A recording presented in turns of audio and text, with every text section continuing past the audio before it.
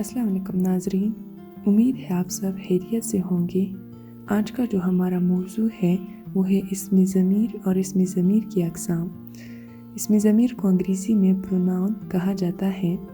उर्दू में जो इस्म ज़मीर आते हैं, मैं, उसे, मेरा, तुम्हारा, आप वगैरह इस्म ज़मीर है।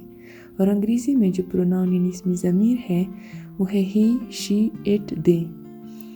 इसके बाद हम इस्म ज़मीर को इस मिसालों के ज़रिए समझते हैं कि इस्म ज़मीर वो इस्म जो किसी शख्स, जगह या चीज़ के नाम के बजाय इस्तेमाल किया जाए ताकि नाम की तकरार से बचा जाए, इस्म ज़मीर कहलाता है। मसलन, मारिया मेरी दोस्त है। मारिया एक ज़हीन और मेहनती लड़की है। मारिया के अबू फैक्ट्री में काम करते हैं। मारिया के 2 बहन भाई हैं। इस इबारत में मारिया के नाम के बार बार इस्तेमाल से इबारत बेमज़ा और बोझल लगती है, जिसमें लोग खास दिलचस्पी नहीं लेते। इसके बरक्स अगर हम इस इबारत को खूबसूरत तरीके से लिखें तो वो इस तरह होगा, मारिया मेरी दोस्त है। वो एक ज़हीन और मेहनती लड़की है। उसके अबू फैक्ट्री में काम करते हैं।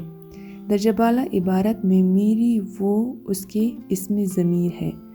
इस्म ज़मीर के इस्तेमाल से बात का मज़ा और इबारत का हुस्न उम्दा और ख़ूबसूरत हो जाता है। इसके बाद है इस्म ज़मीर की अक़साम। इस्म ज़मीर की 4 अक़साम हैं: ज़मीर शख़सी, ज़मीर इशारा, ज़मीर मौसूला, ज़मीर इस्तिफ़हामिया। पहला है ज़मीर शख़सी, वो ज़मीर जिसमें किसी शख्स के बारे में ज़िक्र किया जाए, ज़मीर शख़सी कहलाता है।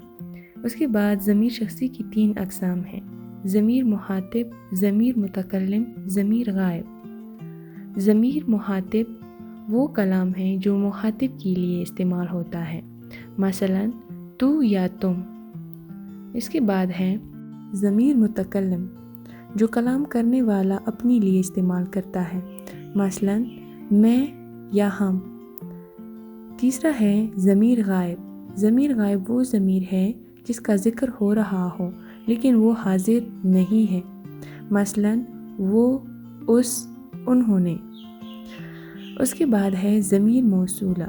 ज़मीर मौसूला वो ज़मीर है जिसके साथ एक जुमला हमेशा सिला होता है। जी, हम इसको मिसालों के ज़रिए समझते हैं कि यहाँ पे जो ज़माइर दी गए हैं उसके मुताबिक हम जुमले बनाएंगे। जैसे कि यहाँ पर मिसाल है कि जो लड़का मेहनत करता है कामयाबी हासिल करता है।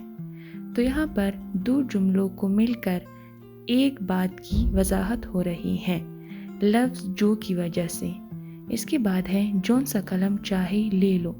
तो इन दोनों जुमलों को मिलाकर भी एक बात की वजाहत हो रही है, लफ्ज़ जौन सा की वजह से। इन मिसालों में कुछ ऐसे कलमे हैं कि जब इनके साथ कोई और जुमला ना मिले पूरी मानी नहीं देते, और जो जुमला इनके साथ मिल जाता है इनको सिला कहते हैं। मौसूला और सिला मिलकर पूरी बात की वजाहत नहीं देते, बल्कि सिला और मौसूला मिलकर कलाम का जुज़ होते हैं। अगर सिर्फ जो मेहनत करता है कहा जाए तो नतीजे का इंतज़ार होता है। जिस तरह जैसी जौन सा कलम चाहो, इनसे भी जुमले की वजाहत नहीं होती, तो मौसूला से पहले सिला का आना ज़रूरी है। इसके बाद है ज़मीर इस्तिफ़हामिया। इस्तिफ़हाम वो ज़मीर है जो पूछने के मौके पर बोले जाते हैं, मसलन तुम क्या कर रही हो, तूने काम किया है, तुमने कितना खाया। इन मिसालों में क्या, कितना, रही पूछने के मौके पर बोले जाते हैं। इसके बाद है ज़मीर इशारा।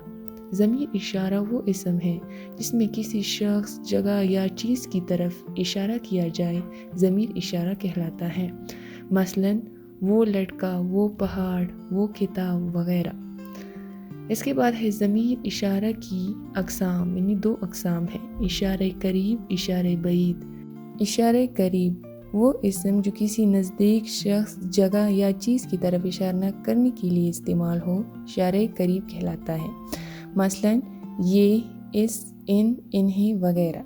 ये मेरी किताब है, इसका इम्तिहान हो रहा है।